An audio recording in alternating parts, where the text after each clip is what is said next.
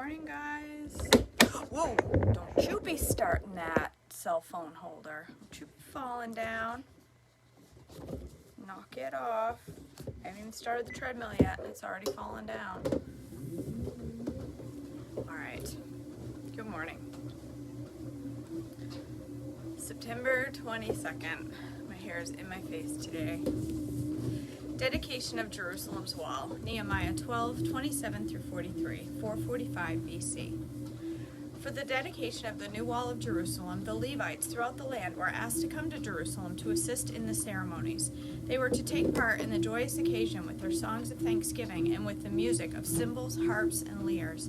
The singers were brought together from the region around Jerusalem, from the villages of the Netophathites.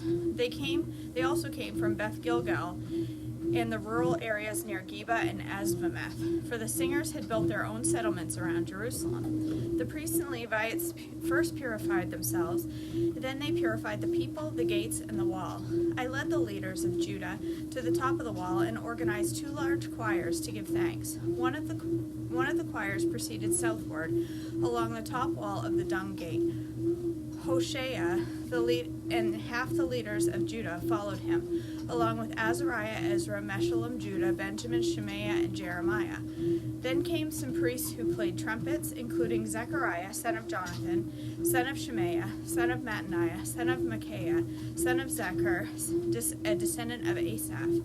And Zechariah's colleagues were Shemaiah, Azarel, Malali, Galali, Mai, Nathaniel, Judah, and Hanani. They used the musical instruments prescribed by David, the man of God. Ezra the scribe led this procession. At the fountain gate they went straight up to the steps on the ascent of the city wall toward the city of David.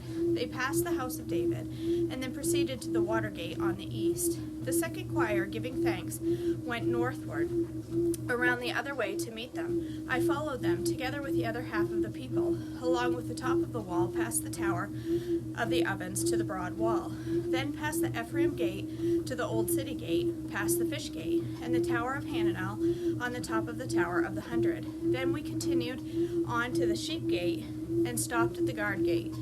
The 2 choirs that were giving thanks then proceeded to the temple of God, where they took their places. So did I, together with a group of leaders who were with me. We went together with the trumpet-playing priests, Eliakim, Messiah, Miniamim, Micaiah, Elionai, Zechariah, and Hananiah, and the singers, Messiah, Shemaiah, Eleazar, Uzi, Jehohanan, Malchijah, Elam, and Ezer. They played and sang loudly under the directions of Jezariah, the choir director. Many sacrifices were offered on that joyous day, for God had given the people a cause for great joy.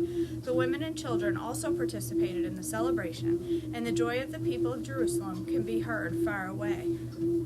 Provisions for the temple, Nehemiah 12:44 through 13:3. On that day, the men were appointed to be in charge of the storerooms for the offerings from the fields outside. Whoops, I skipped a whole section. On that day, the men were appointed to be in charge of the storerooms for the offerings, the first part of the harvest, and the tithes. They were responsible to collect from the fields outside the towns of the portions required by the law for the priests and Levites. For all the people of Judah took joy in the priests and Levites and their work.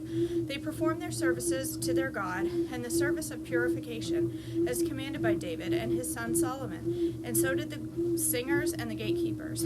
The custom of having choir directors to lead the choirs and hymns of praise and thanksgiving to God began long ago in the days of David and Asaph. So now, in the days of Zerubbabel and of Nehemiah, all of Israel brought daily supply of food for the singers and gatekeepers and Levites. The Levites, in turn, gave a portion of what they received to the priests, the descendants of Aaron. On that same day, the book of Moses was being read to the people. The passage was found that said no Ammonite or Moabite should ever be permitted to enter the assembly of God, for they had not provided the Israelites with food and water in the wilderness. Instead, they hired Balaam to curse them through our God. They hired Balaam to curse them, though our God turned the curse into a blessing. When this passage of the law was read, all those foreign descents were immediately excluded from the assembly. Nehemiah Nehemiah left Jerusalem in 433 BC and returned to his post in Susa as King Artaxerxes' cupbearer.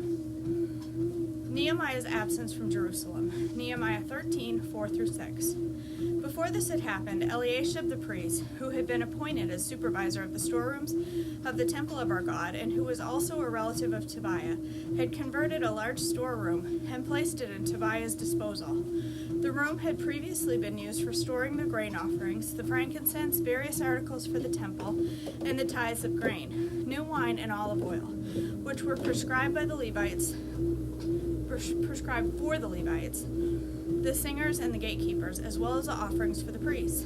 I was not in Jerusalem at that time, for I had returned to King Artaxerxes of Babylon in the 32nd year of his reign, though I later asked his permission to return. Nehemiah 5, 14-19. For the entire 12 years that I was governor of Judah, from the 20th year to the 32nd year of the reign of King Artaxerxes, neither I nor my officials drew on our official food allowance. The former governor, in contrast, had laid heavy burdens on the people, demanding a daily ration of food and wine, besides 40 pieces of silver. Even their assistants took advantage of the people. But because I feared God, I did not act that way. I also devoted myself to working on the wall and refused to acquire any land. And I required all my servants to spend time working on the wall.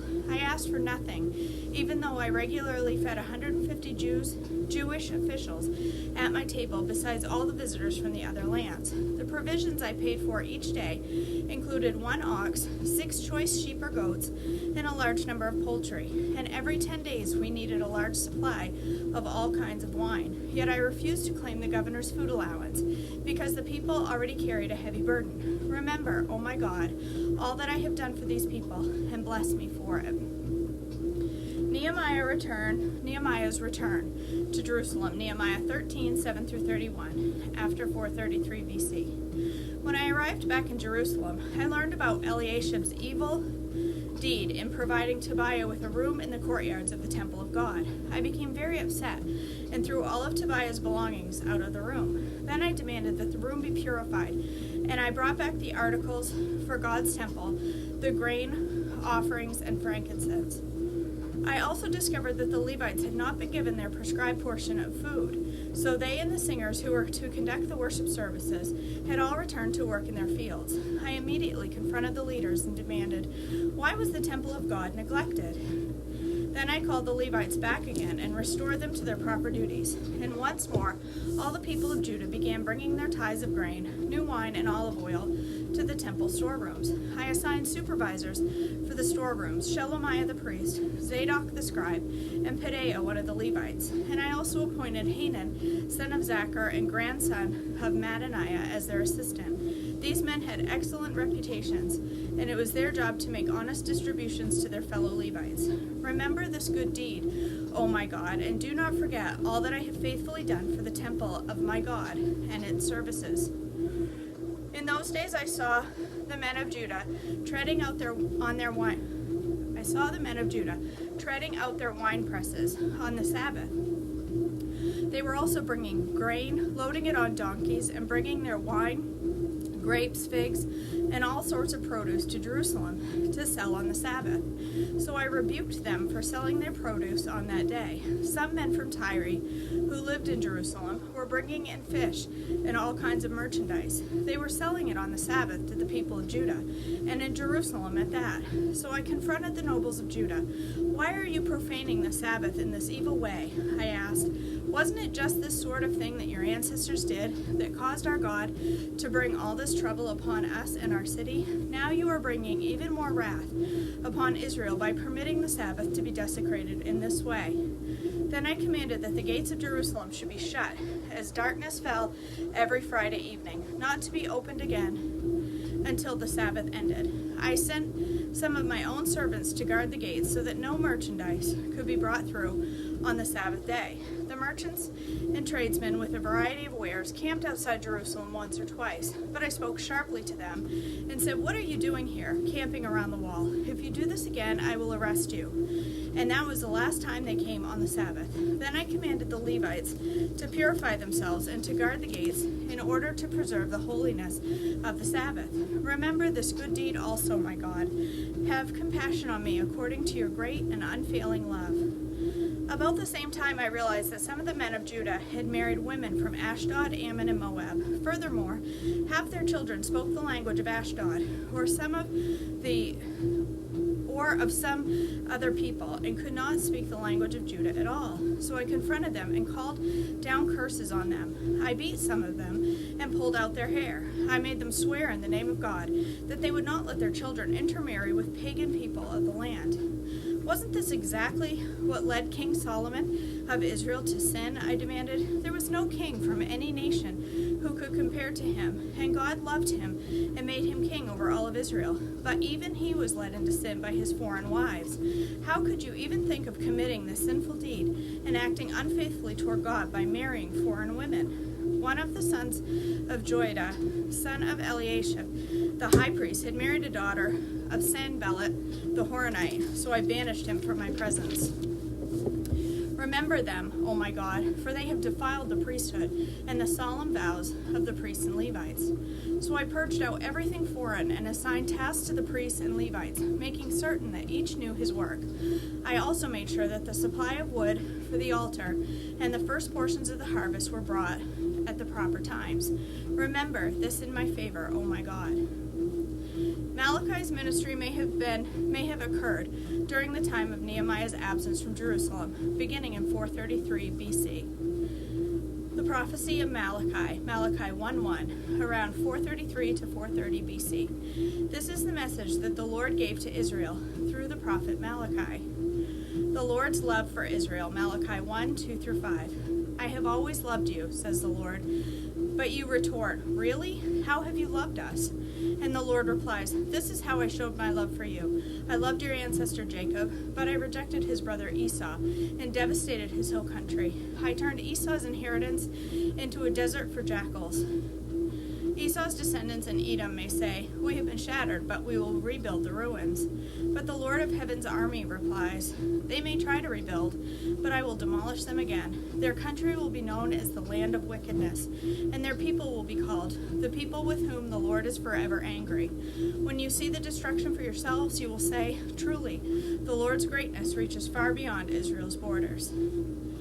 Unworthy sacrifices, Malachi 1:6-14. The Lord of Heaven's armies says to the priests, a son honors his father, and a servant respects his master. If I am your father and master, where are the honor and respect I deserve? You have shown contempt for my name.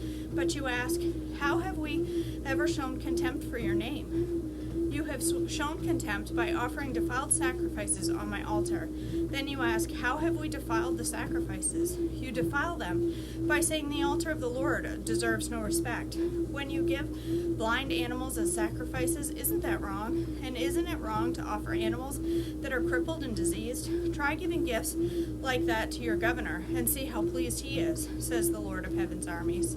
Go ahead, beg God to be merciful to you. But when you bring that kind of offering, why should he show you any favor at all?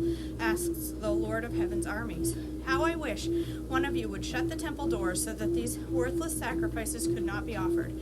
I am not pleased with you, says the Lord of Heaven's armies, and I will not accept your offerings. But my name is honored by the people of other nations from morning till night. All around the world they offer sweet incense and pure offerings in honor of my name. For my name is great among the nations, says the Lord of Heaven's armies. But you dishonor my name with your actions by bringing contemptible food. You are saying it's all right to defile the Lord's table. You say it's too hard to serve the Lord, and you turn up your noses at my commands, says the Lord of Heaven's armies. Think of it. Animals that are stolen and crippled and sick are being presented as offerings. Should I accept from you such offerings as these? Asks the Lord. Cursed is the cheat who promises to give a fine ram from his flock, but then sacrifices a defective one to the Lord. For I am a great king, says the Lord of Heaven's armies, and my name is feared among the nations. A warning for priests, Malachi 2:1-9. Listen, you priests, this command is for you. Listen to me and make up your minds to honor my name, says the Lord of heaven's armies, or I will bring a terrible curse against you. I will curse even the blessings you receive. Indeed, I have already cursed them, because you have not taken my warning to heart.